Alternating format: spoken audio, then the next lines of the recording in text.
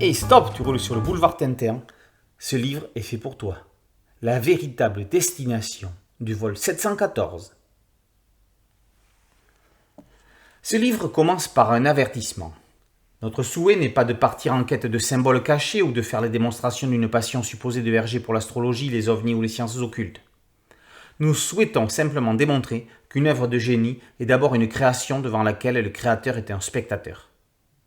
Hergé, lui, avait déclaré « Là, j'ai voulu changer, revenir à l'aventure avec un grand A, sans y revenir vraiment. » Si Hergé a conçu son œuvre autour d'albums uniques et de diptyques, l'essayiste Jean Dubois démontre que les bijoux de la Castafiore, Vol 714 pour Sydney et Tintin et les Picaos forment une trilogie qu'il intitule « En finir avec Tintin ».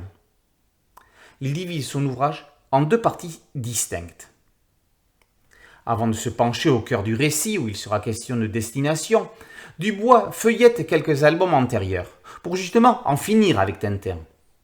Le Tibet est marquant par la quête spirituelle et intime de son auteur. Hergé fait sa thérapie et regrettera d'être allé si loin. C'est pour cela qu'il fera descendre Tintin de son piédestal dans les bijoux. Pour annoncer son retour dans l'hebdomadaire éponyme, le visage de Tintin y est représenté sous forme de logo.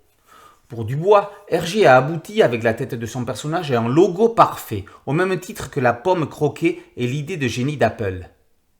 Dans cette partie, il sera question de complexe, d'aventure, de perfection, de simplicité et d'incompréhension aussi. Si Vol 714 fait partie des aventures de Tintin les moins appréciées, c'est parce qu'il n'a toujours pas été compris. C'est dans la seconde partie de l'essai qu'il est question de destination.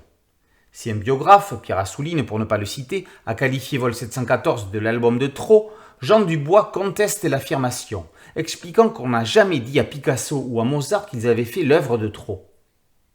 Si le vol des bijoux de la Castafiore n'a jamais réellement été commis, celui avec atterrissage à Sydney n'aura non plus pas lieu, car l'avion sera détourné. Dubois disserte autour des couvre-chefs, longtemps et avec argument, de Laszlo Carredas, caricature de Marcel Dassault, du nombre de plaques sur la piste d'atterrissage, d'OVNI et de Jacques Bergier, ingénieur chimiste ayant des théories pseudo-scientifiques sur le paranormal qui a inspiré Mick Esdanitov. Avec une approche novatrice et un questionnement pertinent, Jean Dubois a réussi son coup de réhabilitation d'un album injustement mal aimé. Le livre est disponible en version poche souple mais aussi en grand format rigide. Il y a également une édition collector avec couverture couleur. Quand on a fini de lire Tintin, on peut recommencer à lire Tintin, on y trouvera toujours quelque chose de nouveau. La véritable destination du vol 714 par Jean Dubois est paru aux éditions 3.1. Boulevard BD et Boulevard Tintin, c'est un site dédié, une chaîne YouTube et un podcast audio. Merci de liker, de partager et de vous abonner. A très bientôt sur Boulevard Tintin et Boulevard BD. Ciao.